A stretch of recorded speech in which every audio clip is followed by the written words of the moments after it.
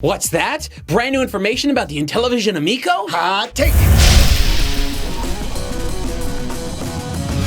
After our last video about the Intellivision Amico, the president of Intellivision reached out to us, Tommy Tallarico, and asked if we could be in an interview with him and basically ask him about all these things that are related to Intellivision. It was fantastic. We've got some new information about the Amico. This is our first interview hot take, so it's going to be a little bit lengthier than you're used to. So grab a bowl of popcorn, sit back, relax, and enjoy the show. Hi, Tommy. How are you doing? I'm doing great, man. Thanks for talking and having me on your show. Yes, great. So we got a bunch of questions to ask you. So, Adam, let's start it off. Yeah, you want to dive right in? Okay, so we're very familiar with some of the things that you've done. You're quite a pioneer within the games industry, especially when it comes to, some of our favorite games and sound. But maybe our audience doesn't know quite the background that you have. Would you care to tell us a little bit about yourself and your history with games? Sure. I've been in the industry for about 30 years. I've kind of made my mark early in the industry as a game composer and sound designer. Some of the earlier games from like the early and mid 90s were things like Disney's Aladdin, The Terminator, Earthworm Jim, MDK. Moving towards more into the 90s, games like Tony Hawk Pro Skater, but everything, a lot of stuff like Metroid Prime. I did some sound design for that. I did some, helped out with the Guitar Hero project, Sonic, some of the crappy ones. And been involved with a ton of stuff, from Madden football to Spider-Man to James Bond stuff. You name it, over 300 games, 320 games. In fact, I was honored to receive a Guinness World Record for the person who's worked on the most video games in their lifetime, over 320 games. So it's kind of crazy, long journey. And that was kind of the first part of my journey. And then, as you guys know, especially being from Canada, I was also in 1995. We started a video game television show. It was like a news magazine television show back when there wasn't really anything like that around. It was called The Electric Playground, myself and the producer and creator of the show, Victor Lucas. And then that spawned a second show called Reviews on the Run up in Canada. It was known as Judgment Day down in the U.S. And did that for 12 years as well while I was still composing. And then around 2002, so there was a bit of a crossover here. I started Video Games Live, which is a symphonic concert played by a live orchestra with, synchronized lights and special effects and stage show production and interactive elements with the crowd. And I've been doing that for 16 years.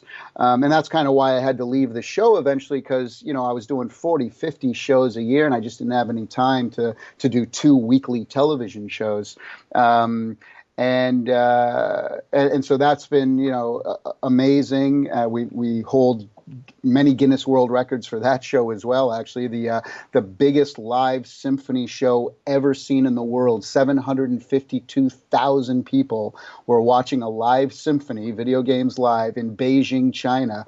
We played a couple of shows at the Bird's Nest, which is the National Olympic Stadium where they had the whole Olympics and stuff. And people were out in the lawn and they were watching it on big TVs, big screens and everything. We also hold the record for the most symphony shows ever done by a touring symphony. We've done over 480 shows. So that's a record as well. So now that we're out of time, and I'm sorry. Well, thanks for coming. It's nice. Thanks for having me. Yeah. You talked a lot about your past. You're kind of leading up to where you are today. You're heading Intellivision Entertainment. You're the president of Intellivision Entertainment. Am I correct? Yeah, absolutely. I'll tell you how that kind of came around really quick. So in the late 70s, if you were a kid, and again, I'm 50 now, so I was 10. I was 10 years old when shit like, can I say shit? You can say shit. That's okay. Family gaming. so I was like 10 years old when like Star Wars came out, and like, 12 years old when like Tron and video games and everything were all happening. So I was really the first generation. We were the first generation to grow up on video games, and kind of that, that wave of pop culture. It was pretty amazing. So growing up, you were either an Atari family or an Intellivision family. And, back then people didn't have enough money to buy 2 game consoles. Now it's more, common, right? But back then it was unheard of. So you were either Atari and Intellivision, and we were an Intellivision family. Now, Intellivision, it was the better machine technically, but it certainly didn't sell as many as Atari. Atari's the bigger name. Atari was, still to this day, a much, much bigger name than Intellivision. But Intellivision was very, very, they had, they helped define a lot of the things that are still in the video game industry. They were visionaries.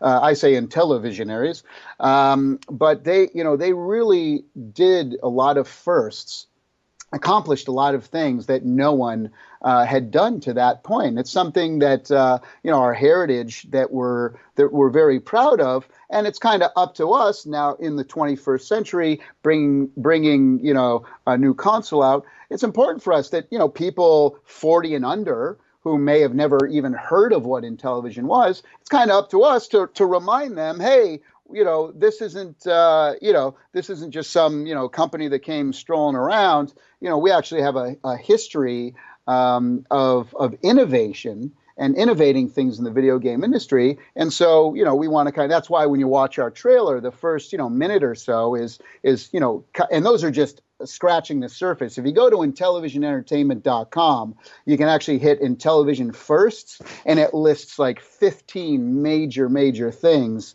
that we pioneered in the industry. So because Intellivision, and the other important thing to know about the company as it stands now, Intellivision Entertainment, we have 5 people in the company that have been there since 1981.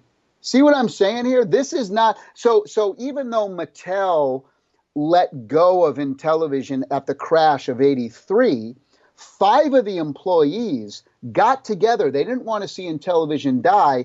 5 of the employees bought all of the rights. They purchased the rights from Mattel to keep Intellivision going. So everybody, I read comments online and stuff. They're like, "Oh, Intellivision, they died when the industry crashed." No, in fact, not only that, they kept creating consoles and cartridges all the way up to 1990. Right. So from 1979 to 1990, that's the span of 3 decades. Right? In 3 decades, Intellivision, that's the only system that's ever spanned 3 decades, one console, a single console being sold from 79 to 90. That's a pretty amazing accomplishment. The company kind of died down after that for a while. It was in a state of kind of bankruptcy in the 90s. And then a few years later, a couple of the other old employees, got together, brought the company back, started licensing stuff. And we were doing retro before anyone was doing retro, because we were more retro before things like Nintendo was retro. So, for example, you can check this out. There was something called the Intellivision 10, and then they later came out with the Intellivision 25. And what it was a plug-and-play device. It was just a controller that hooked directly to your TV. The fun, interesting thing about this is it actually had an NES chip in it.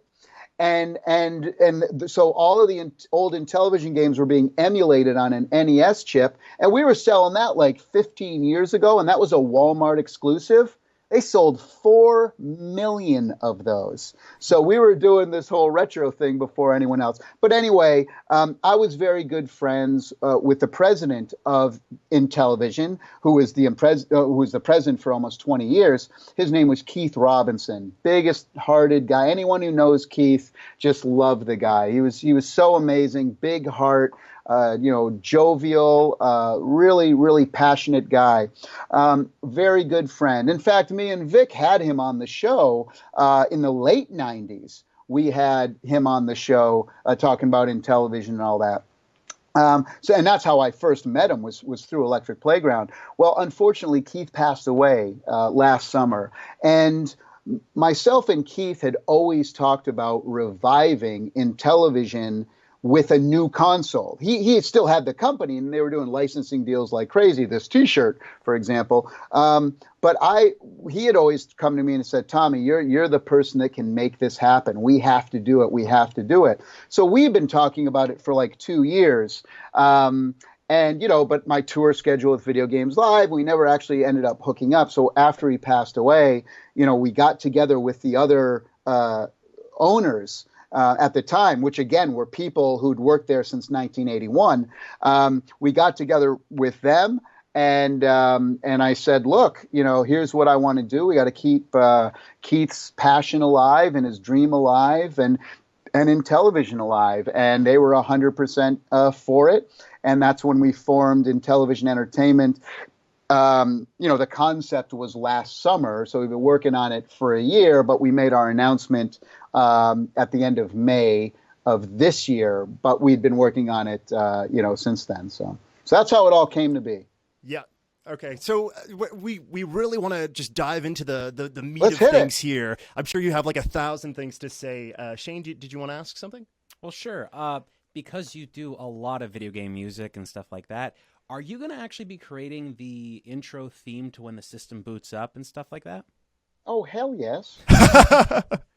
So I don't even think we've talked about the system yet, though. What system are we talking about? Yeah. So yes, tell the us Intellivision Amico. Yeah. Intellivision Amico. Now, the interesting thing is, Amico is the Italian word for friend or buddy. That's how you say, your friend and so because we're focusing on family-friendly games, and because we want the Amico to feel like it's kind of living and breathing, when you look at your PlayStation 4, it's a black rectangle, right? And my dad, I don't know if your parents are like this. My dad can't even turn the PlayStation 4 on. That's how complicated it is. Can't even turn it on. Yeah. The buttons are like hidden. He's like, I don't see a button here. I'm like, exactly. It's so crazy. Video games have gotten so insane that you can't even turn the video. If you're a non-gamer, you can't even turn the systems on. Now, I by the way, I don't want to seem like I'm, hating on Sony. I don't. Sony's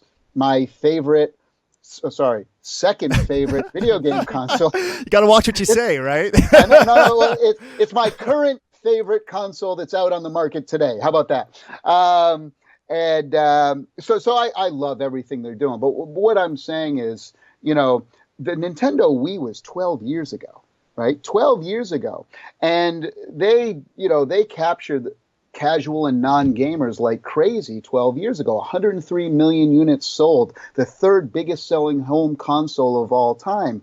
But I think where they kind of went a little awry, or where they went a little, I don't want to even say that, but, Nintendo's a great company because they know what their audience loves. They're a $40 billion company because they cater to their audience. So when the Nintendo Wii came out, they kind of caught lightning in the bottle with all these non-gamers and old folks. And my mom's bought 2 video game consoles her entire life. Intellivision, Christmas in 1980, and she bought a Nintendo Wii for herself. But she never bought any games for it. And that was most of the people. You guys might know some people like that as well who purchased a Wii, but then really didn't get into a library, because what Nintendo did is they went right back to their wheelhouse. As they should. They want, let's do another Pikmin, let's do another Mario, let's do Smash Brothers, let's do, the things that our audience is going to love. But they were never really in the business of making games for my mom. They were in the business of making games for Nintendo, fans, which is what they do great. That's why they're so successful.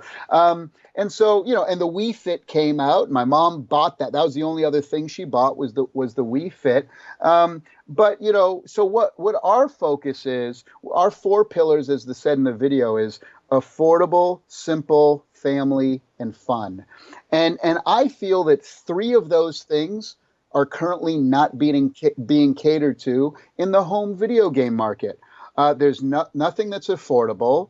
There's nothing that is simple, and there's nothing that focuses on family. And I'm saying that as a general statement. Obviously, there's certain games that are simple, certain games.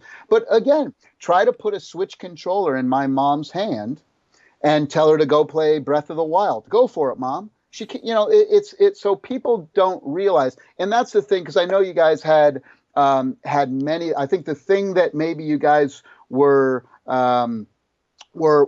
curious about the most was the controllers. And if I could address that with you guys, so that you know kind of where we're coming from. So here's an interesting statistic, is that do you know what segment of people in the world play video games? Are you familiar?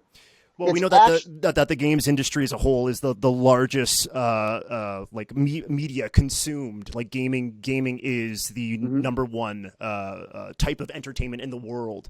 So the number is massive. Yeah, but do you know who the segment is? If the demographic is who buys and plays the most video games? Oh, around the age range? Yeah, age and male or female. Age range is about 34, I believe. So the stat is that the most people, that if you look at the demographics, the people who play the most video games and buy the most video games are 36-year-old and above females. Oh, what? Females. Really? Yes. Because again, think about every time you walk in an airplane and look who's playing on their phone. You got to keep in mind mobile gaming and think casual gaming. You have to remember that. Now, here's the interesting thing. Out of all the video games that are sold in that category, again, worldwide, including mobile, female over 35 buy 90% of the video games that are sold. Stunning. Now, you can, if you think I'm insane and what the hell's this guy talking, he's just making crap up, you can check out the MPD data or go to theesa.com, and there's some industry facts in there. They kind of put out a yearly report. So I know that's hard for us to wrap our brain around because we're so into the console gaming. Now, I didn't say console gaming, remember, right? I didn't say how many people are playing console games, what's the demographic of console or PC. If you look at the chart, console gaming has been going down over the last 15 years. A little 1% every single year, it's going down. PC gaming is kind of staying the same, but it's going down a little. And of course, over the last 15 years, mobile gaming has gone like this. Mobile gaming makes up over 60% of the video game market now. So they are 3 times bigger than the console market. Console market's about 22, 23% of all the video games. So when I talk about, Intellivision, the Amico, what we want to do, it's very easy to compare us to, well, PlayStation and Xbox and Nintendo. That's not, we're not competing with them. Make no mistake, we are not. We don't have $1 billion to go up against Sony. You see Microsoft, how much they spent on their last controller? $100 million. By the way, they brag about that. That's absolute insanity. So at the price point that we're talking about, there's no reason why an Amico and a PlayStation 4 or 5 can be in the same household to give you completely different experiences, right? So let's talk about the controllers for a second. Yeah. So I think one of you guys mentioned in your videos, you said, well, hey, an Atari controller, it's like one stick, one button, and it's 8 directions. Like, that's the simplest of all. Here's what market research tells us, is that if you take an Atari joystick and you put that into a female non-gamer's hands, do you think she feels comfortable with it? Absolutely not. Not even close. The second you start to get, because remember, gaming changed in the early 90s, right? When the Super Nintendo was kind of like the last real big 2D machine. I know the Dreamcast was considered, the Saturn was considered 2D, and then they kind of tried to switch it when they saw what the others were doing, and they tried to come out with Virtual Fighter, but it wasn't as good as Tekken, and blah blah blah blah blah. But really, the last 2D focused machine was the Super Nintendo. That came out in 1990, and that was kind of the end of the controllers as we know it, because when you go into 3D, now you need dual analog sticks. You're on XY axis. You need strafing on the top shoulder buttons. Now you've just lost 90% of the world. 90% of the world has just been lost because I can't put a PlayStation 4 in my controller's hands. When I was growing up, and a lot of younger people, especially like 20 and under, don't realize this. See, they grew up, when they got their video game machine, they got one controller with it. They never experienced what it was like growing up to have a family, local multiplayer, right? Even the N64, it had four things, but folks who are born in like the mid 90s have never even known what it's like to be in a room full of your friends and play GoldenEye 4-player or, whatever it is. That's what we want to bring back. That's the whole thing of our company is we're going to bring that family, fun, entertainment, local multiplayer. That's what we want to bring back. And that's not competing with what Sony's doing and Nintendo. But in regards to the controllers, you put any kind of dual analog stick gripping like this, you put that into a non-gamer's hands, and it's seen as aggressive and complicated. To us, it's what we know. It's what we grew up. We're hardcore gamers. We get it. But when you now, what does everyone know, though? Everybody in the world knows this, right? They know, how to touch their phone and a touch screen. That's something very comfortable with them. It's like a mouse, right? You put your hand on the mouse, you go like this, and the thing moves on screen. You can pick it up in 2 seconds. It's the same thing with the disc. Now, a lot of people have been saying, oh my God, you need a D-pad for that thing. You need a what the hell? They don't have a D-pad. Well, hold on a second. Wait a second. We've created the biggest D-pad in the world. Right. It's a 16 directional D-pad basically under that disc, right? Well, the original was a 16 directional pad. Mm-hmm. Why do we have to stop now at 16 directions? Mm. So it's a tiltable pad. It was the very first, before Nintendo, the NES, which was considered a D-pad with the cross on it. We actually were the ones who invented the D-pad, the disc, and it was a tilting disc like this. It's just bigger, right? Because, smaller kids, parents, grandparents, they can get their, so you give something, when you put something flat into someone's hands and something that they recognize, now it becomes friendly, and now it becomes, now it becomes, they can acclimate to it, quickly.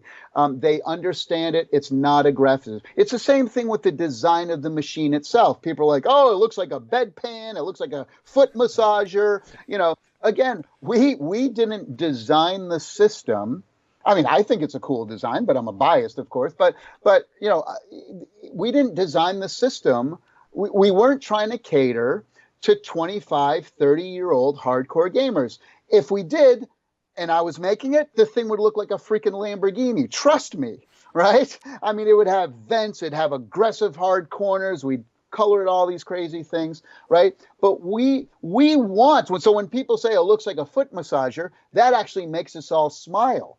Because, this is something that can be sold in Bed Bath & Beyond. That's the audience that we're going to attract, with this. So that's the thing. It was the people who bought the Wii, and people are saying, oh, well, for what it is, it's too expensive. Really? Because my mom paid $249 for a Wii just to go bowling. And let's be honest, Wii Sports was nothing more than a tech demo.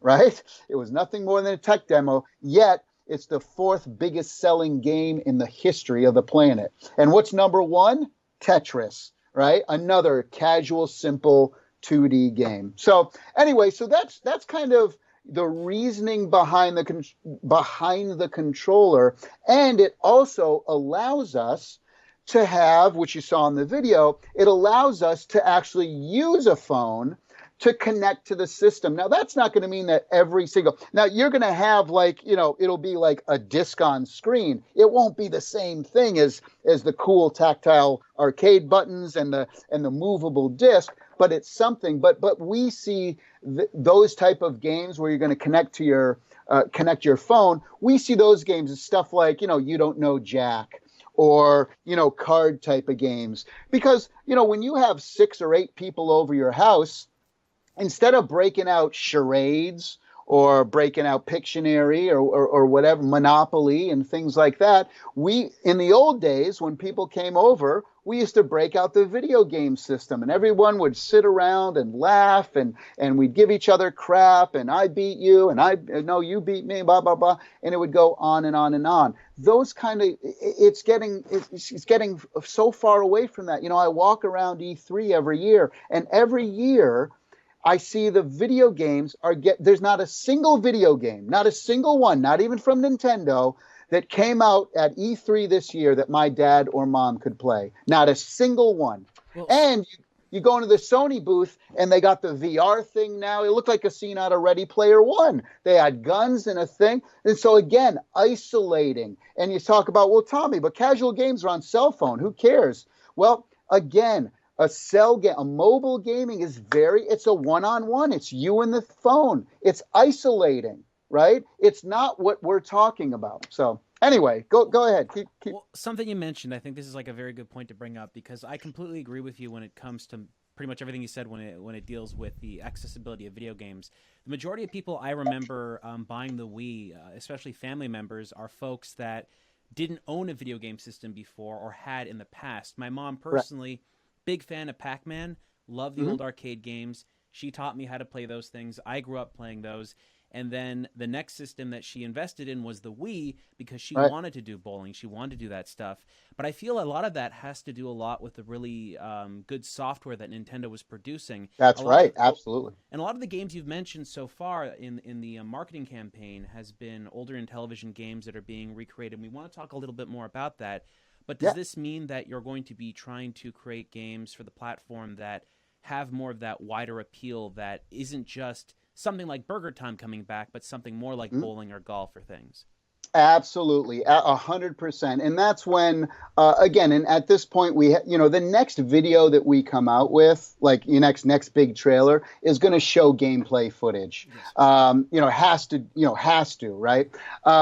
And it'll be very impressive. And I think a lot of the naysayers will be like, oh my gosh, that looks amazing. Holy crap, I've never seen anything like that before. So that's going to be our next big trailer. That probably won't be out till next summer, but I can tell you the stuff that I'm seeing, and as you guys know, I've seen a lot of video games in my life from being on the TV show. I can tell you that this stuff is super impressive. Okay. Super duper impressive, and people are going to flip out. But the reason we kind of started with all of those old games, we listed over 50 old games, retro games that we are going to reimagine for our system. And the reason we kind of did that was that we made the announcement at the Portland Retro Gaming Expo, which was, the biggest one of the biggest, I think it might be the biggest retro gaming convention in the world. So we really kind of wanted to focus and get the crowd cheering and stuff, for seeing some of that. But in the video, you'll also notice where it says,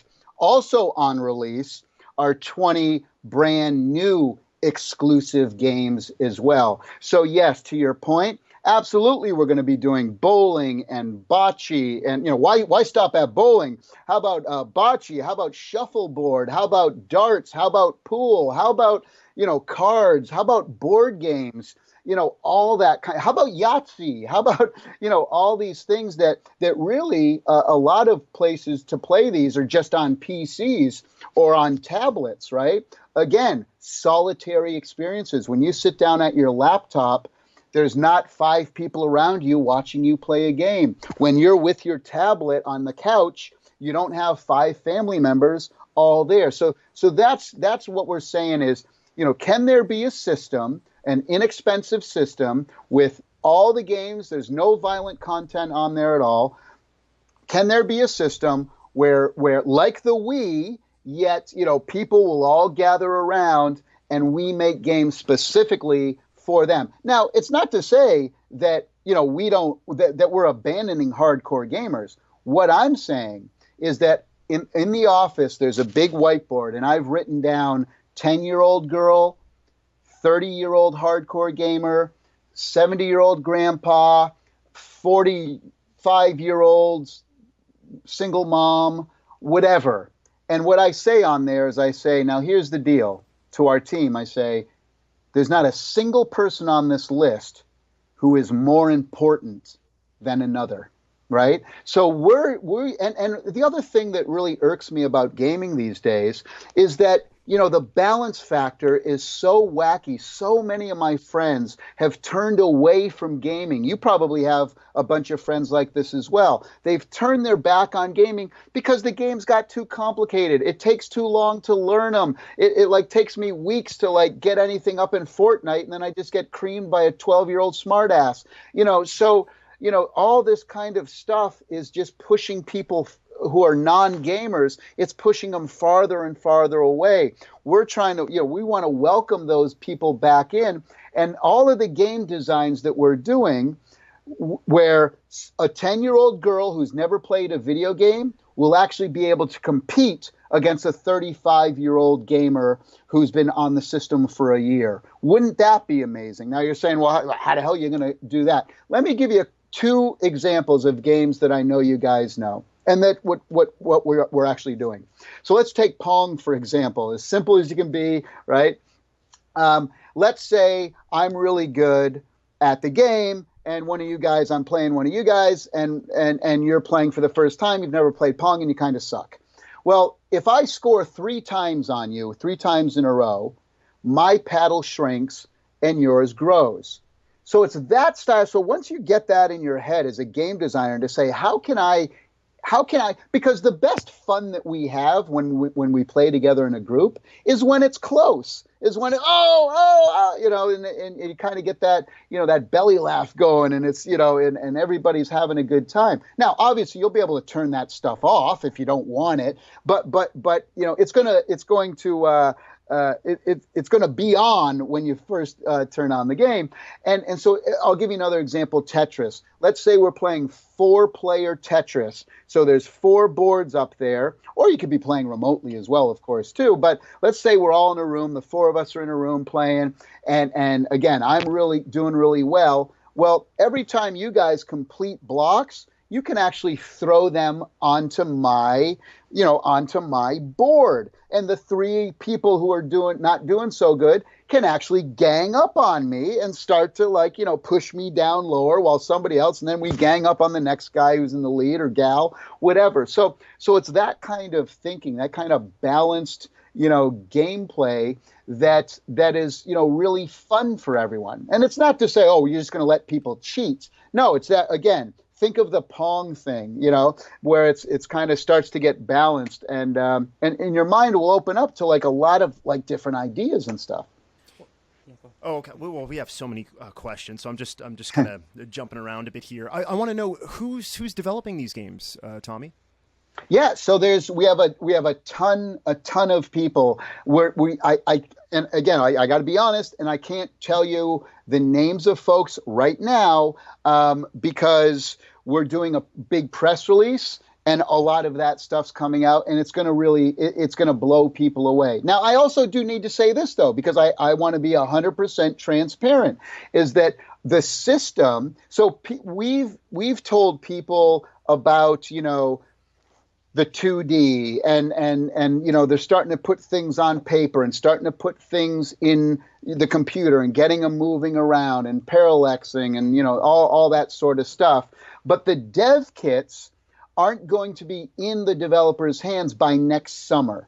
So we're still 7, 8 months away, 9 months away from them developing on our machine, because we're still finalizing the chipset. We're still finalizing the exact motion of the controllers. The exact shape of the controllers, because those are the most important things. So, we're spending a ton of market research on figuring out, the exact place to put the buttons. And even the buttons in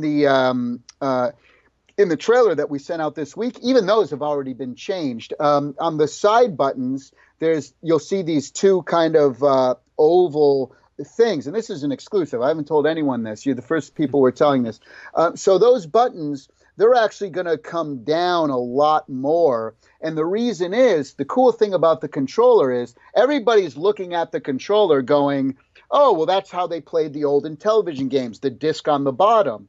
But remember, we're going to have a gyro, an accelerometer, and everything in there. So there's nothing that's going to stop people from turning it on its side. So now the big D-pad, or if you want to flip it this way and the D-pad's on this side, like a lot of people are used to using the D-pad on this side, and then the screen becomes the buttons. Or when you put your index finger on the top of it, you'll be able to hit those tactile arcade style buttons that click in, right? I hate the soft buttons now, the analog buttons. I mean, they're good for certain games, but I just want to hear a click like the old days, right?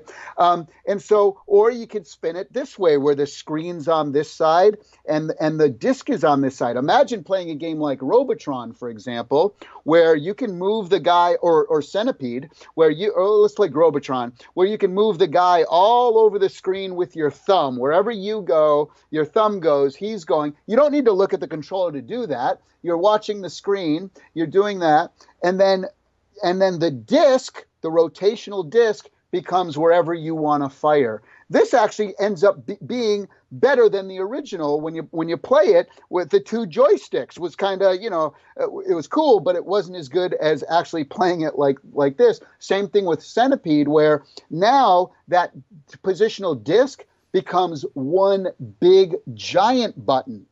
So wherever you press it, wherever you're hitting it, it's firing up. Or Space Invaders is another one. You move with your thumb and you hit that button or the top button or whatever to fire if you want. So it opens up so many different ways to play, but again, on a very, very simple way. So there's so many different ways. People were saying, hey, the ColecoVision controllers, if you remember, had the disc at the top.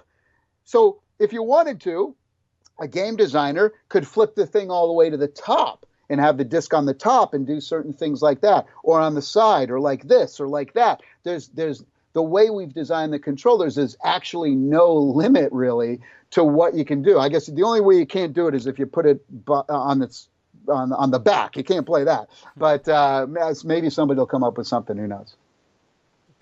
Yeah.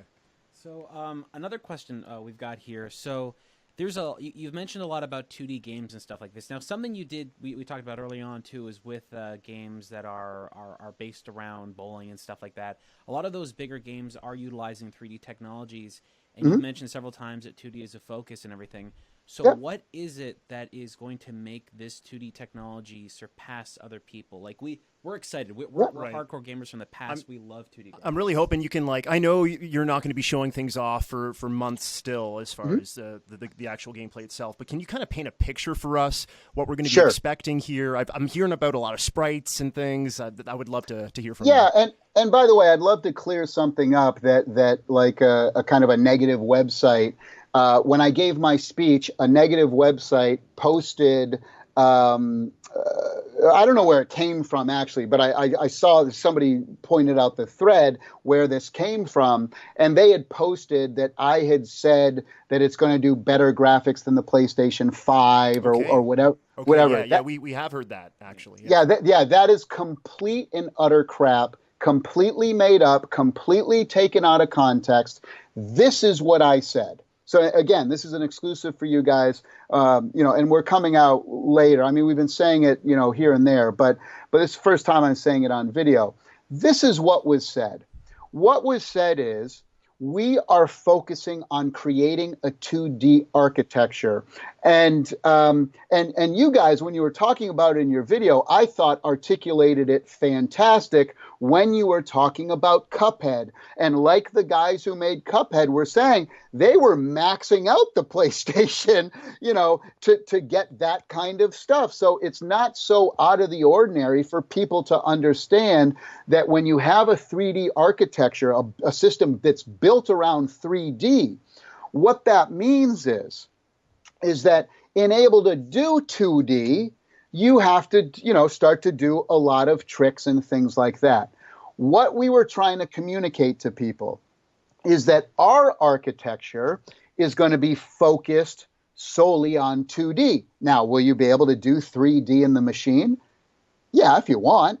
But it's going to be much tougher. Just like it's tougher to do 2D in the 3D consoles, it's going to be a little tougher to do 3D on our console because you're going to be, a sprite-based system, smoking fast graphics, smoking fast. So what I said was, it will be easier for developers to create 2D games on the Amico than it is to create 2D games on, say, a PlayStation 4 or a PlayStation 5. That's all I said. I didn't say that our graphics are going to be better. I didn't say that we're going to have a faster machine.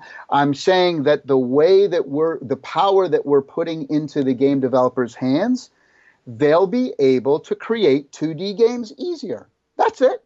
That's all I said. That's all, and that's all we want, right? We want to make it easier. See, the thing that folks don't understand, you take a game engine like Unity or Unreal, those are engines that are created in the 3D environment. So there's a lot of, when you set those systems in, see, back in the old days, there's a lot of bloatness there. There's a lot of, and again, I'm not putting those systems down. They're amazing. They've opened up so many things for so many people.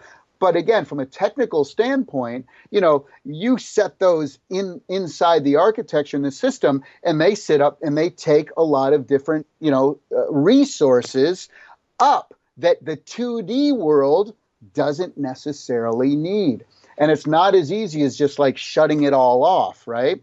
And so Mike Micah, who works for Other Ocean, and you'll see him on our advisory board, and look at, and he's at the end of our trailer, look at all of the games that he's done, all for the 3D systems. You'll see, in fact, the big Street Fighter game that everybody's talking about now from E3, the anniversary edition, that's Mike Micah.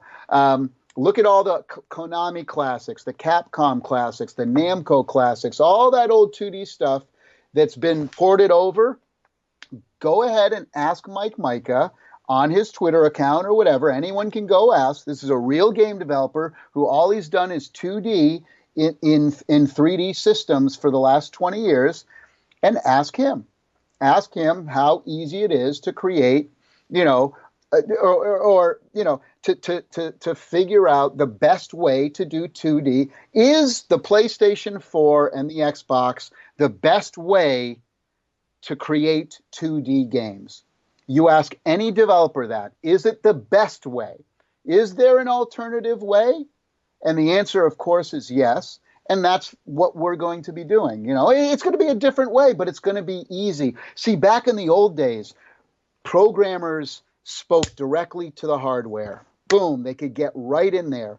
And what they spent a lot of time on was trying to figure out how to put more sprites on screen, trying to trick the human eye or trick the machine into displaying many things that, that they couldn't, that wasn't technically possible. They spent a lot of time doing that. Well, 30 years have passed. By the time Amico comes out, 30 years would have passed since the last system that was really created around, just 2D in mind.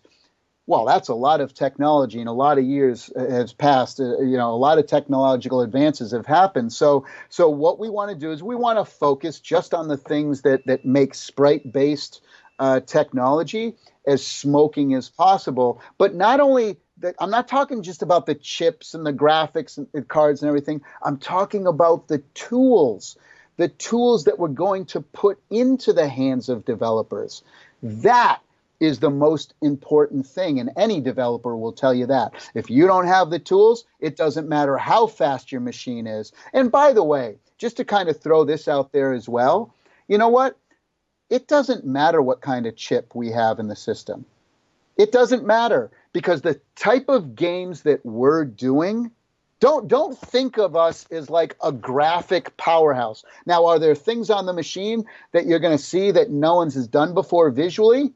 Yes, but that's not what we're about, and that's not what we're, and it's not every game. That's not what we're about. We're about simple, affordable, family fun. So this, if you're looking for the machine that has the best looking graphics, don't buy us. Don't buy an Amico.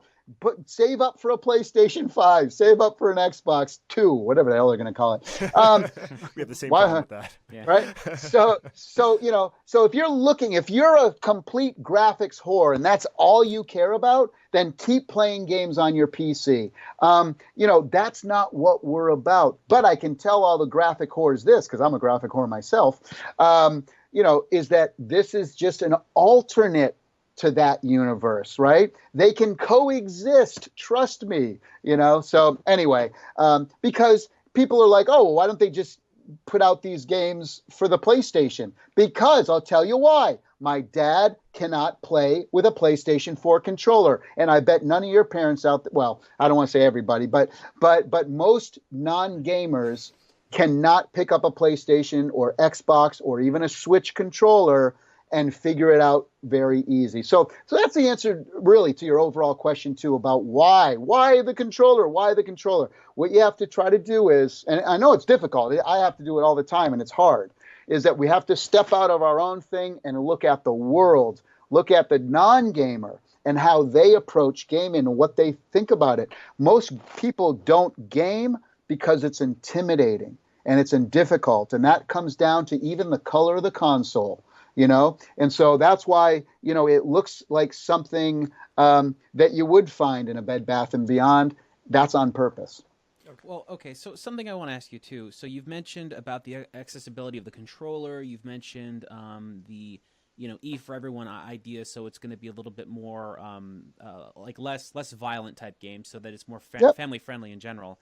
And I understand, I read on the website that you guys have joined the ESA as like the 4th console manufacturer to do that, that's a big deal. Yes. It's a big deal. Yeah, you didn't see Ouya do that, did you? No. We didn't see Ouya do a lot of things. But by the way, we also are not kickstarted like our friends from the rivals from the 70s, or Ouya, or the Chameleon, the Coleco Chameleon. We're not People always say, "Oh, this is another Ouya." Well. Again, I don't want to, people at Ouya, they wanted to do something great. They wanted to do something different. So, you got to, kudos to them for trying, right? I mean, you can't, people are so quick to attack.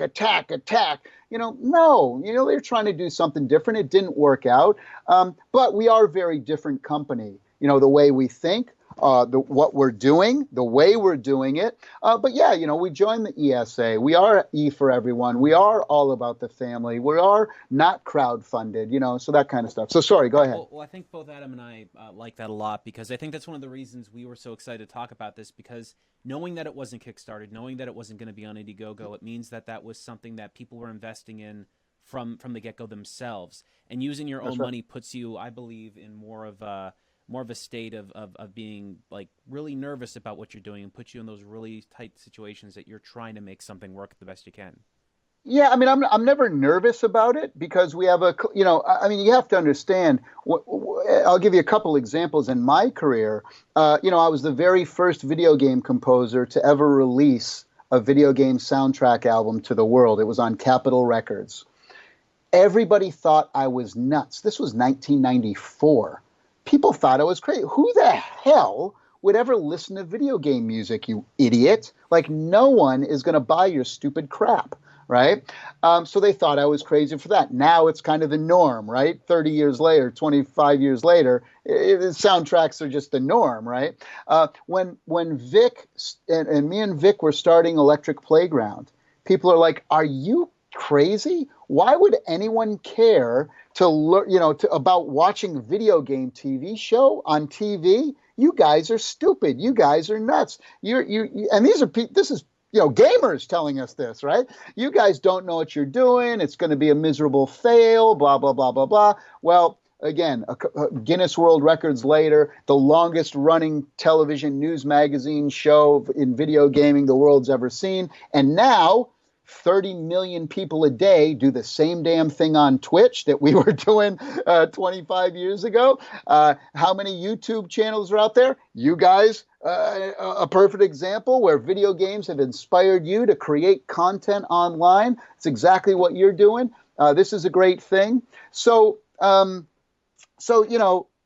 everyone thought we were crazy. Then Video Games Live. Wait, hold on. You're going to have an orchestra on stage playing video game music with rock and roll lighting in a video? Are you crazy? People who go to the symphony don't play video games, and people who play video games don't go to a symphony. What a failure, you idiot. You're going to lose everything, blah, blah, blah, blah. You're lucky if 100 people show up. And we launched at the Hollywood Bowl, and 11,000 people showed up. And 16 years later, and a couple Guinness World Records later, all of a sudden I wasn't so crazy.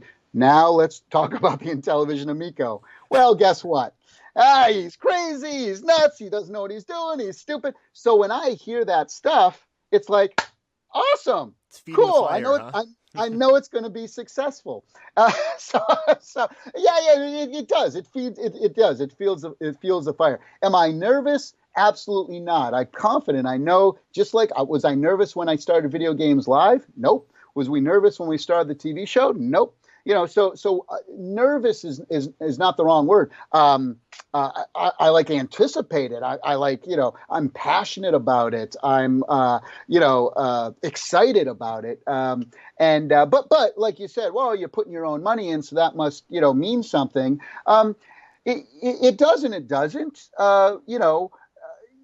Would it be nice to have it, be a huge billion-dollar company? Sure, of course, right? But whether I put my money in or not isn't what drives me. Money doesn't drive me. It's passion and it's great ideas and it's, trying to reach that next mountain that, you climb all these mountains, you set a goal for yourself and you climb all these mountains. So for me, that's what it's about. Putting in money, whatever. I could lose everything I have tomorrow money-wise. And I'm confident that within a couple of years, I'll build it all back up again. So I'm never, nervous and money doesn't ever come into play with me. Well, something I have a question for you about. So one of the things you've mentioned is that the cost of the games is going to be between $2.99 and $7.99, I believe. So a lot cheaper than we've seen on comparable consoles. This is something that seems to be more in tune with mobile phone games that happen to charge money if they're not free to play. Because of that, how are you going to be able to earn a profit and develop games with such a low price point in mind? Is there some method that you have for that? It's a great question. So first of all, understand that when we launch the console, it's going to be $2.99 to $7.99. Really, once the system's established, you're probably going to see that number, it's more like $5 to $9.99, $5 to $10, right? And so that's really, but on launch, we want there to be, now the $2.99 games, it's hard to do quality at $2.99. What we're leaving ourselves open for is that let's say somebody wanted to, and in the retro community they're begging us for this, and I don't think we're going to sell a ton of units, but we want to listen to what folks have to say. But they want all the old Intellivision games on there, and so if we were to package up every single old Intellivision sports game that ever came out, let's say there's 15 sports games of the old original Intellivision. If we want to sell that for $2.99, then we can. The majority of games, though, are not going to be $2.99. right? The majority of games are going to be, that $5 to $7 range. See, the thing is, don't view this as like, oh, you're going to get the next Tomb Raider or the next Red Dead Redemption or the next Spider-Man. That's not what we're building here, right? We're building, because that's another thing about gaming. Like, again, I love gaming, but when you get to be my age, you guys will find this out later down the road, but when you get to be my age, when you play, like I'm getting ready for Red Dead 2, but when you play Spider-Man or God of War 4, and you're like, oh, wow, I just spent 30 hours. At my age, you start to feel guilty. Like, man, I could have spent time with my family. Man, I could have built a shed. I could have learned another language, And so getting into some of the big AAA title games, it takes a lot of time. And then God forbid, like Breath of the Wild is a perfect example where I got into it. I played it. Me and my wife played it for a week. And then we went away and then came back a week later and we're like, what were the controls again? Well, geez, I forgot. Where the hell are we? Like, it took so long to pick up. And so, again, in the old days, we'd be playing Intellivision skiing. I'm a 100% Italian family. My mom's in the kitchen making the sauce. Hey, Mom, you're up. She puts the wooden spoon down. She comes in from the kitchen. She does a little skiing. She goes back to cooking. Hey, Mom kicked our butt, blah, blah, blah. And she goes back. So that style of gaming, again, with the family just doesn't exist. You can say, well, mobile gaming, people play for 30 seconds or they can play while they're waiting for a bus or waiting for a plane. Absolutely. But you can't do that in your home. You can't do that with a home console with groups of people. So, wouldn't it be even like you take a board game like Monopoly? Like, that's a big in-depth experience. You got 5-6 friends over and you start Monopoly. That's a 2-hour game, my friends, right? I mean, that's like a big game. What we want to do is, what if your friends came over and you wanted to play something for 20 minutes or a half hour? Let's enable people to do that because nothing out there exists like that. So we have spoken a little bit about sort of the quality of the games that are going to be coming to the Amico. We had heard that the Blue Sky Rangers seal of quality is going to be implemented into these titles. By the way, I researched that, and that's very interesting if you want to tell our viewers why you came up with that name. But my question specifically is, at what point is this seal of quality going to be implemented into what these development teams are working on? Are you with them from the ground floor, or do you come in afterwards and say, hey, you've been working on this game for 8 months and it sucks, you're out, what's happening there? Exactly. That's a great question. And I'm glad that you did a little research on Blue Sky Rangers. Well, tell us about that, because that's very interesting.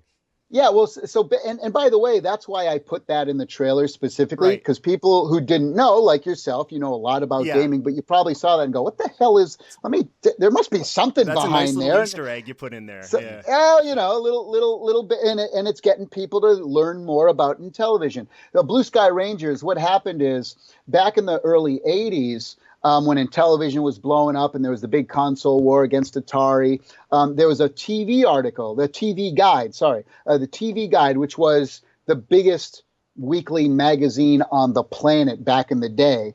Everybody got the TV Guide. And it was a cover story about Intellivision and the people behind it. And I was just with the guy who they interviewed. His name was Gabriel. And he was the managing director internally. He was just with us up in Portland. We did a panel with him and everything too. But his name was Hal in the article. And on the Blue Sky Rangers original logo, it says, "In Hal we trust." But what they did is they changed the names of everybody in that TV Guide article because they didn't want people from Atari knowing the people's names, because then they would contact them and then try to get steal them. Yeah, exactly. Yeah. So they just made up a game. They said, well, let's call ourselves the Blue Sky Rangers. Right. So we thought it would kind of be a nod to our roots and our history if we called it the Blue Sky Rangers seal of approval. Yeah. But to answer your question more, so this is where Intellivision really starts to separate itself from all the other platforms that are out there, including Steam and mobile gaming, which you can say, oh, well, they're kind of in the price range of what you're talking about. Here's where you start to really see the difference. So we're not an open architecture where anyone can upload games to our store. Not interested in any way, shape, or form. In order to get a development kit for the Intellivision Amico, we're going to come together. We're going to, people will pitch us new content. Well, they are pitching us new content. I got 5 emails this morning before I was talking to you. People, developers, big, nice developers, great developers, done stuff, pitching us ideas on games. We're fostering that, and if there's something that we like, we are paying for it 100% from day one, and you get to use all of our internal resources to ensure that it gets to be a game. And I said, well, we want it to be at least a 7 out of 10. I was using my old Electric Playground reviews on the roots there. But, and obviously that's a subjective thing, and people are like, oh, well, what if it comes out and the Metacritic gives it a 6? Are they going to pull it off their store? No. Well, obviously 7 out of 10 is subjective. What we were trying to say is that we want stuff that's only above average. And yes, we are going to curate everything. And yes, we are going to be there from day one with the developer, not only because it's our own money paying for it, but we want our own internal resources to help them create the best game possible. So, for example, the audio.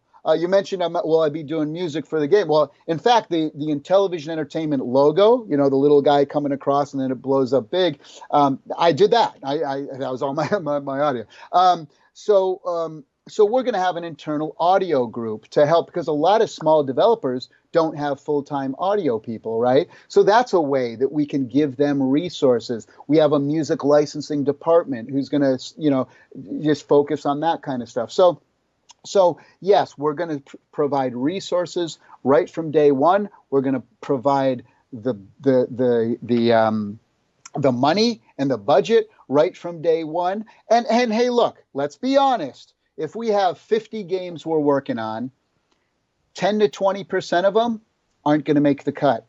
But no, but they're going to get paid, right? But that's just the reality of game development, right? Sometimes everyone has the best intentions. I know I've been involved in some of the greatest selling games of all time and some of the worst selling games of all time. So I don't want to name names, but so I know, the best intentions. Sometimes it's just they don't make it to the finish line the way you intended it. So we get that, but just because they make it to the finish line doesn't mean we have to put it out, right? And the other thing is, because we're selling direct, now people are like, oh, is it just going to be Wi-Fi and that's it? That I want physical media. Don't worry. There's going to be physical media as well. You'll see in the back of the device, you'll see that SD card slot, right? So for folks who want physical media, we're kind of doing like what Undertale did, right? Undertale, Toby Fox kickstarts this game, huge seller. Now they do a packaged version, special, limited edition, gold foil, signed by the creators of the game, individually numbered. That's the kind of physical media we want to do. We want to make it super duper special. So if someone wants to pay, I don't know, $25 or $29 for a packaged version of the same game that they can buy for $7.99 download only, we're going to allow them to do that, because people are collectors. I'm one of them. I got crap all over the place. I love collecting boxes and covers and stuff. That's my generation. So we're going to allow that as well. But here's the very cool thing and the differentiator about what we're doing with developers. Right now, and again, let's take mobile, Steam, or Nintendo Switch as an example. Right now, if you're a developer, you put all of your own money and resources into it, and then you put it out into the world, and guess what? You don't have a marketing department, you don't have any marketing dollars, and no one sees it because 1,000 other things were released on the same day, right? Or 100 or 50 or 10, whatever. With Intellivision, we're only ever going to have one game released at a time. So whenever that game is, it's going to be on the front page. It's going to be the star of the show for those 10 days or 2 weeks, whatever it is, until the next game comes out. So every developer, I don't care if you're EA or Ubisoft or some dorm room developer that just had a really great game mechanic and was smoking, working on the machine, smoking hot, amazing game that we want on the system, they are the same to us, right? Now, how many hardware companies can say that? Because we understand that part of the problem in gaming, there are some super talented developers in mobile gaming, some super talented developers on Steam, but no one's ever playing their games because they're just lost in this desolate, freaking, Right. It's just so crazy. There's so many things. It's like a desert of just thousands of games every week. They're getting lost in that. We're actually reaching out to those people and saying, hey, come on in, be a star for us. We want to help make you $1 million or whatever, And so that's the thing. The other thing about the system is it's not, because we're not in 3D, you don't have to spend millions of dollars to create a game that we're talking about, right? You can have 2 programmers, 2 or 3 artists, and let's say in America, each of those people, let's say, earns $10,000 a month. That's about, between $8,500 and $10,000 a month. That's usually what people in the U.S. If you go to Europe, it's half of that. Eastern Europe and places, it's half of that. You go to some in Japan, it's about $88,000 a person. But then you go to other places like Vietnam or Malaysia, boom, it drops way down again. But let's take the U.S. market, which is the top, the highest, of $10,000 a month. You're talking about 5 or 6 people working on a project. So that's $60,000, $50,000 to $60,000 a month. And let's say it takes 6 months to make a game, right? Now you go over to Europe and now it's half the price. You go over to Malaysia, it's half the price. And there are some super talented people out there, right? So we're not talking millions and millions of dollars. We're talking hundreds of thousands of dollars because we're not making Red Dead 2. We're making a really amazing, maybe it's the same as like a mobile game, but way, way, way, way, way better, way, way, way more in depth, and so we're kind of in between mobile and like this, think of the best stuff in Steam. Think of like the Cupheads, for example. That's every game we want to be on the level of like a Cuphead. That's what we're shooting for. Now, I know you're going to say, well, but Cuphead cost, X amount of dollars to make. That's a 2D, very in depth, probably not going to be even as long or in depth as say a Cuphead, but the stuff that like that game company works on, Journey, Flow, Flower, those kind of experiences, the hardcore gamers are going to enjoy that stuff, but my mom is just going to want to go bowling and play Yahtzee. So we're going to have a diverse, kind of educational thing. We're going to have a lot of educational things for kids. It's really it's going to be all over the place. Okay, it sounds like you're going for a quality over quantity approach to the Amico. But could you maybe let us know a little bit about the frequency in which titles are going to be released? You're saying that every game is going to kind of stand out for a certain amount of time. How often will these games be released? Yeah. Well, what I said before was actually what we have slotted. So upon release, it's going to have about 20 games on launch, 20 to 30 games in the store on launch, and then we're going to have a release probably every 2 weeks to start. Every 10 days to 2 weeks, and that might come down. That might fluctuate as it goes. But so what we're doing is we're creating games and we're going to be stockpiling them. So, we're going to have a very specific, release date for certain things, and we're going to know that a year in advance. All right. Well, I guess some other questions that we really had was about some. You answered like a lot of stuff. Yeah, that we so questions, we're jumping around lined quite a out bit. for. I have a question that I was really hoping that you'd dig into. You're familiar with Housemarque, right? The company that made Super Stardust, Dead Nation, Resogun. This was a developer that has taken older titles, not unlike what the Intellivision had back in the day, remade them for today's audience. The games did super well critically. But the company just recently said, hey, look, the arcade's dead. We're releasing these great games that are reviewing well, but no one's buying them. So and what platform were they on?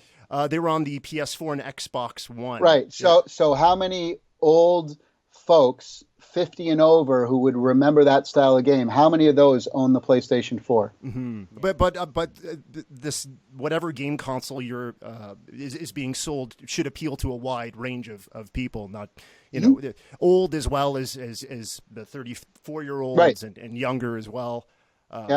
Do you really feel the Amico has the ability to break through that market and really attract people that have been gone from gaming for so long? Is it as simple as the controls are easy and so everyone will pick this up to play the games simply because the controller's easy to pick up and play with? I'm banking my career on it, boys. And let me give you an interesting example to really, I think this will really give you some clarity as well. So tell me, what is the biggest Disney license over the last 30, 40 years? Biggest license that Disney has. Forget the Marvel and the Star Wars stuff. I'm talking straight up Disney. I would say either Frozen or Cars, maybe, something like Boom. That. You just said it. Frozen, right? How come there wasn't a Frozen video game? I'll tell you why. I know the answer. Please. How many 10-year-old girls have a PlayStation 4 or Xbox One?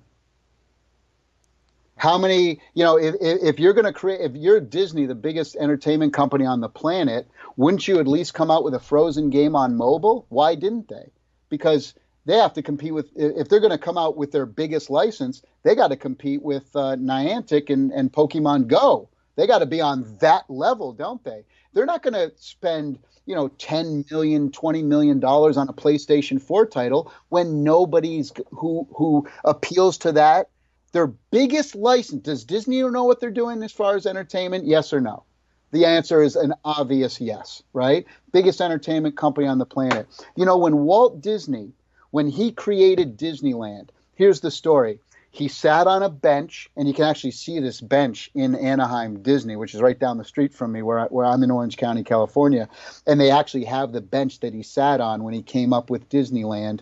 And he sat on a bench, and he had his two little girls, and he was watching them on a merry-go-round, And that's when he came. He goes, you know what? Why isn't there a place where parents and grandparents and kids can all go and have fun together? Why do I have to drive all the way out here and sit on this bench? I love watching my girls, but I'm sitting here. I want to have something where I'm in on the action as well too. And that's when he came up with Disneyland, and everybody thought he was a complete loon. He'd finally lost his mind. That was it. They said he lost his mind when he tried to create a feature-length cartoon. Snow White. Well, he won the Academy Award for that. He wasn't so crazy, was he? But when he started Disneyland, July 1955, people thought he was nuts. It was going to fall on its face, and we all know what happened with that. What we're doing is we're creating the Disneyland of the video game industry. We're creating a system that parents want to buy, not because they were asked to buy, something that they can feel safe on. I'll give you an example, because people always say, well, Nintendo already does that. I'll give you an example. Beginning of last November, I get a call from a woman down the street. She's a Christian family, and they know I'm in the video game industry. Tommy, you're in the video game industry. What system should I get my kids? I have a 7-year-old and a 10-year-old. Now, what do we all tell them? Which we've been saying for 30 years. We say, you get them the Nintendo. That's the one for the kids, right? So I tell her, you get a Nintendo Switch. Well, April rolls around. I get a call. Tommy, I thought you said this thing was for kids. I said, yeah. He says, I walked in the living room, and there's like blood all over the screen. What the hell game are they playing? They're like, That's Resident Evil thing. I don't know what the hell. So what you have to realize, see, we're gamers. We know what the ESRB is. We know that there's parental controls on the Switch that they could have set. But think about reality. The reality is that let's talk about middle America for a second, right? Or non-gamers. A mom hears she's got to buy a Nintendo. She knows the name. It's whatever. She buys a Nintendo. She gets it at Walmart. She gets it at Amazon. She wraps it up. She puts it under the tree. She's done, right? They don't know what the ESRB is. They're not there setting up the setting up the machine so that they know where to go into the parental controls. Let's be honest here. It's great that Nintendo has all that stuff, by the way, of course. But the reality is that we're creating a machine where parents don't have to worry about it. They don't have to worry about it, Okay. Well, okay, I guess there's one more question you want to ask. Oh, okay. Well, there's a couple. All right. So I want to know, like, everything you're saying is very interesting. I want to know, like, when, let's say the Amico is released, right? Let's say 3 years down the road. Do you have certain goals that you're trying to... No, I mean after the release of the Amico. Yeah. Now it's come out. Tommy, right. Let's go into the far-flung future of the Amico, Woo! okay? Okay, yeah. 3 years from now. Okay. 3 years down the road, like what goals are you hoping to have met by then? Where do you hope the Amico's at? Where does your team hope things are at? Well, I mean, we'd love to. I mean, it's hard for us to. It's hard for me to predict because anything that I say is going to be held against me 3 years from now. So I'm wondering if you have some goals now that you're kind of hoping that they're met by that time. Oh, absolutely. I mean, the original Intellivision sold 3 million units in about 3 years, right? In about 3 years. That's right. That'd be a nice number. We'd be happy with that number. If it something like the N64 sold 33 million units, the Wii sold 103 million units. So if we look at things that are maybe similar, and again, look, I'm not, I know that Intellivision name isn't as big as Nintendo, but but there's no reason why we can't think big and go for the stars and dream a dream. Back to Disney. And there you go. And that's the thing that's kind of, it's kind of interesting, when you see the internet hate and stuff. So what we're saying is we want to create a simple, fun, affordable video game system for the whole family to enjoy. No, stupid! You're gonna fail. It's like one of my favorite lines from my favorite book, The Hitchhiker's Guide to the Galaxy. In the opening paragraph, Douglas Adams, the brilliant writer, he goes, Earthlings are funny people. It was 2,000 years ago where they nailed a guy to a tree because he went around saying how nice it would be, or how cool it would be if we were all nice to each other. It's like, Jesus, he's like, hey, we should love each other. Kill him, So that's kind of, the thought here is that all we're saying is we want to create a fun, simple video game machine. And, we hope that gamers like yourself will be like, wow, there's some really good games for me here. Because it's not all kiddie games. People say, oh, E for everyone. It's just going to be kiddie games. What? No. Is Cuphead a kiddie game? 90% of all video games on the market are E for everyone. People don't realize that. The minority, the small minority of games are the ones that are teen and rated M, right? That's the minority. Most games are E for everyone. So you don't associate everything. It's just that, the stuff that hardcore gamers play. But again, is Mario, is Zelda, is, come on, some of the great, is Tetris, is Minecraft, let's go down the list of all of the best-selling games. I think the first one that hits the M rating on the top 10 of all time is Grand Theft Auto, right? But anyway, so that's the thing is that, all we're saying is we want to create a fun machine. Now, hopefully guys like yourself will have fun with it and go, you know what? I can play with my little sister now. I can play with my girlfriend, hates video games, but I bet she, hey, come on, check this out. And now you're having fun together. Wouldn't that be a great thing? Is that a nice goal, that people who don't play games or casual gamers, that we can all get together and play games and have fun? Is that such a dark, twisted idea that no one should be exploring? Because again, it's not currently available. It hasn't. The Wii was 12 years ago, guys. 12 years ago. I know it doesn't seem that long. I was like, what? It's 12 years ago. It's time for something else to come along to rewrite the books. Okay. Do you want to wrap it up with the? Sure. Yeah, we have one more very, very, very important It's question. by far the most important one there is. Took us hours to write. Really did. What's your favorite Intellivision game? Original Intellivision. MLB baseball. You're out. Because, and I'll tell you something, and this is something I think you'll find really amazing, and I bet you agree with me. Why do I love Intellivision baseball? Because that's the game that I remember playing with me and my dad would play it. Me and my younger brother would play it. Me and my mom would play it.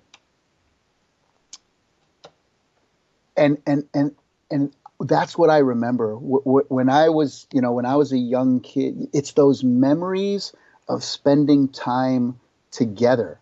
That's the most important, memories. I get people, 40-year-old men will come up to me at Video Games Live at the meet and greet at the end of the show with tears in their eyes, saying, when Zelda went up on screen, I started crying, because that's the game that me and my dad played when I was growing up, and my dad passed away. And when I see that game on screen, it brings me right back to being in that living room with my dad, right? Video games are so much more powerful than people make them out to be, right? And we see that going away. That community. Online gaming is not the same thing, guys. You'll agree. It's not the same thing as having 4 friends in a room. When I play God of War 4 and I'm by myself and I spend 30 hours or whatever it is going through it, I kind of feel guilty in a way, right? Like I said earlier, I could have done so many things. But when you play a game with your family, now you've spent time together. And that's way more important than just doing something on your own or in your VR headset. Now you don't feel guilt. It's an excuse to get together and play. When I think of Monopoly, I think of sitting around that table with my parents. When I think of playing Intellivision, I think of sitting around there with my family. And that's something that we want to bring back. That's all we're saying. Well, that's just about the best answer you could have given. That's wonderful. Thank you so much for sharing that with us. We're so looking forward to seeing what this thing becomes, right? Because we're 2 years out, so hopefully we can see some screenshots and some trailer footage in a few months, and then I know we're both really excited about getting our hands on the physical product eventually. Yeah, Tommy, thank you so much for joining us. No worries. I'm not sure you're still convinced that the controller's good, but that's okay. We could talk about that controller for a long time, but that's right. And you know what though? But here's the thing. You know what the cool thing is? What's that? That everybody's talking about it. Like, you're talking about it, right? Okay. It's like like if we were to just put a joystick with analog sticks or an Atari joystick, it's like, well, you wouldn't be talking about it. At least it's something different. It's something interesting. But more importantly, for the people who are going to be purchasing the most of our machine, it's something that they're familiar with and they enjoy. And that's the most important thing, right? I wouldn't create a family machine and then give them a controller that they don't feel comfortable with or that feels aggressive. So anyway, you know what? And this is what I tell everybody out there is I'll end it with this. Here's the thing. We're not kickstarting. We're not crowdfunding. We're not asking you for your money before you get the chance to play the system. So what I'd say, if there's anyone skeptical out there, totally understand it, totally respect it, totally get it. But I would just say, let's not please don't make a final judgment on it until you play it. That's all we're saying, So with that, thank you guys so much for having me on and giving you a little bit more information. Help us spread the word. Awesome. All right. Thank you. Thank you so much. So as you no doubt heard, there was a ton of information that Tommy Tallarico shared with us, and we had a bunch of questions to ask him, but he pretty much went right through a whole bunch of them, and he already had like answers for things that he pretty much knew we were going to ask. Right, and I feel like we got pretty in-depth responses, but I feel like we're just scratching the surface in some places. So Tommy sounds like he's really open to getting other questions from folks and stuff, so maybe try reaching out to him. What do you guys think about what's happening with the Amico? What do you think about the interview and what Tommy has to say about the system itself? Are you going to be buying this day one? What's going to happen? And there's going to be a lot more information that's going to be coming down the pipeline as well. Clearly, he had a lot more things he wanted to say about stuff that was going on in the future, but he couldn't say it yet. So I'm very excited for the newer game announcements we hear and who actually says they're going to be on board with developing games with this system. Absolutely. And he specifically said we would like it. So as long as he's saying it, I'm How are pretty they excited. going to utilize that screen? We're going to find out. But folks, what do you think? Are you interested or you're not? Let us know in the comments below.